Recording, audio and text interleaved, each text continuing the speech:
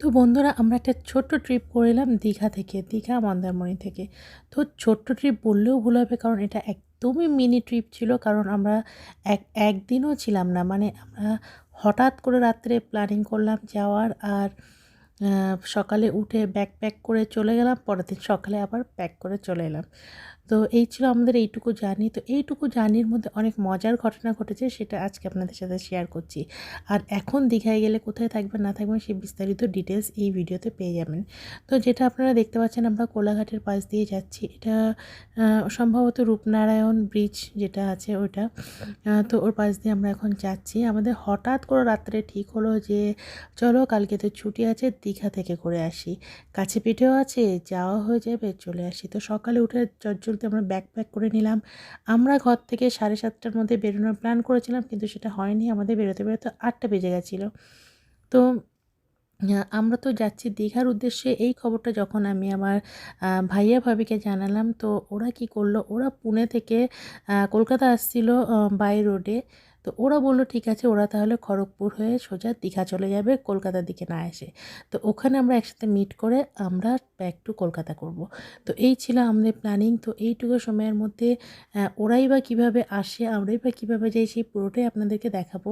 তো আমরা এখন যাচ্ছি কোলাঘাটের পাশ দিয়ে, চলতেই থাকছে আমাদের গাড়ি। আমরা সকালে বেশ হেলদি ব্রেকফাস্ট করে বেরিয়েছিলাম, আর হেভি ব্রেকফাস্ট ছিল যেটা খেয়ে আমরা বেরিয়েছি। সেই জন্যে আমাদের আর রাস্তায় কোনো রকম খাওয়া দাওয়া বা আর কোনো কারণে দাঁড়াতে হয়নি। তো আমরা সোজা চলে যাচ্ছি দীঘার উদ্দেশ্যে। আর কন্টিনিউ ফোনে কথা হতে থাকছে যে ওরা কত দূর এলো। ওরা উড়িষ্যার মধ্যেই আছে, কারণ একদম উড়িষ্যা শেষ হলে মেদিনীপুর শুরু হবে, আর দীঘায় ওরা পৌঁছে যাবে। তো একদম বর্ডার লাইনে আমরা চাইছিলাম যে যদি মিট করা যেতে পারে, কিন্তু কিন্তু সেটা হয়তো সম্ভব হবে না, কারণ ওদের আসার টাইম ছিল একদিন পরে। ওরা যেহেতু কোনো হোটেল পায়নি রাস্তাতে, যার জন্য ওরা সারা রাত ড্রাইভ করেছে বলে ওরা আজকের মধ্যে পৌঁছাতে পারছে। তো হয়তো ওদের আস্তে আস্তে সন্ধ্যা হয়ে যাবে। আমরা যেটা করলাম, ওখানে একটা হোটেল পেয়ে গেলাম। আমরা একদমই অফ সিজনে গেছি, এরপরেই ক্রিসমাসের ছুটি শুরু হবে। আর সেই টাইমে গেলে কিন্তু আপনার হোটেলের দাম, আর নিউ ইয়ারের টাইমে এত ভিড় হয়ে যায়, তখন কিন্তু আকাশ ছোঁয়া দাম থাকে। তো আমরা অনলাইনে প্রথমেই বুক করতে গেছিলাম হোটেলগুলো। তো এখানে যেটা হয় যে অন্যান্য জায়গায় আপনি গেলেও ভালো রকম লাক্সারিয়াস হোটেল আপনি পেয়ে যাবেন। দীঘা, ওল্ড দীঘাতে কিন্তু আপনি যতই পয়সা দেন সেই লেভেলের লাক্সারিয়াস হোটেল কিন্তু নেই। তো সেই হিসেবে আমি বলবো যে এই অফ সিজনে যদি যান, আপনি মোটামুটি নন এসি রুম 700-800 বা 1000-এর মধ্যে আপনি খুব ভালো কোয়ালিটির রুম পেয়ে যাবেন। আর এসি নিতে গেলে 1,500-2,000 টাকা দিলে আপনি একদম বেস্ট হোটেল পেয়ে যাবেন। তো সবসময় চেষ্টা করবেন অফ সিজনে যাওয়ার জন্য। তো আমরা গেছিলাম ওল্ড দীঘাতে। ওখানে আমরা আমাদের ব্যাগ ট্যাগ রেখে একটা হোটেলে খাওয়া দাওয়া করলাম। ওখানে গিয়ে আপনি চেষ্টা করবেন পুরোনো হোটেলগুলোতে খেতে। ওখানকার থালি সিস্টেম আর মাছের কোয়ালিটি কিন্তু খুব ভালো থাকে। আর কলকাতা বা ইন্ডিয়ার মধ্যে যেখানেই ঘোরেন না কেন, আমি বলবো সবথেকে চিপ খাওয়া দাওয়া কিন্তু দীঘাতেই হয়। তো আমরা খাওয়া দাওয়া করে যেটা করলাম, আমরা দেখলাম ওদের আসতে এখনও 2-3 ঘন্টা টাইম লাগবে। তো আমরা চলে গেলাম মন্দারমণিতে। মন্দারমণিতে গিয়ে এমনি প্রচণ্ড আনন্দ করলেও ও শাক খোঁজার চেষ্টা করছিল, ও যত রকমের ঝিনুক টিনুক যা যেখানে পায় সেই সবগুলো চেষ্টা করছিল। আর ওর মেইন উদ্দেশ্য ছিল মুক্ত খোঁজা। তো প্রচুর ভিডিও টিডিও ওরা দেখে, আমাদের অজান্তেই অনেক সময় ফোন টোন নিয়ে ওরা দেখে ফেলে, আর সেইগুলো খোঁজার এখানে চেষ্টা করছিল। আর আমি তুলছিলাম এই বিউটি শটগুলো, এইগুলো একটু ক্যাপচার করার চেষ্টা করছিলাম। চোখে দেখে যা অপূর্ব লাগছিল সেটা কখনোই ক্যামেরার মধ্যে আনা সম্ভব না। তো এত সুন্দর লাগছিল সানসেটটা, কি বলবো। তো দীঘা তো আমাদের খুব পুরনো জায়গা, মন্দারমণিও, কারণ আমি এর আগেও আপনাদেরকে বলেছি, এর আগেও অনেক ব্লগ শেয়ার করেছি, মাঝে মাঝেই আসা হয় আমাদের। তো প্রতিবার গেলেই এটার প্রতি টান কিন্তু কখনোই কমে না। তো তারপর যেটা হলো, ওরা আসার পরে আমরা রাত্রে খাওয়া দাওয়া করে একটু ঘুরে টুরে আবার সকালবেলা চলে এসেছি সি বিচে। এখানে ঘোড়া দেখে এখন ওরা ঘোড়া চড়তে চাইছে। তো এখানে দুটো বাচ্চার একসাথে ঘোড়া চড়াতে 100 রুপিস নিল, আর শুধু ছবি তোলার জন্য কিন্তু 50 টাকা করে নেয়।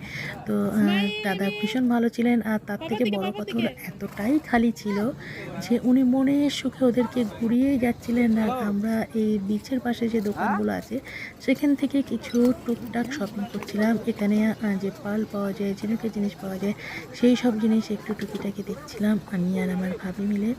তো যেটা বলবো যে এখানে এসে যারা আপনারা শঙ্খ টঙ্খ কেনেন, বলবো আদার্স জায়গার থেকে এখানে অনেকটাই কম দামে পাওয়া যায়। আর মুক্ত, যেটা দীঘার মুক্ত বলে আসলেই কিছু হয় না, সমস্ত মুক্তই হায়দ্রাবাদি পাস, এগুলো অরিজিনাল না জুটা। সেটা ওখানে গেলে ওরা নানা রকম পরীক্ষার মাধ্যমে আপনাদেরকে জানিয়ে দেবে।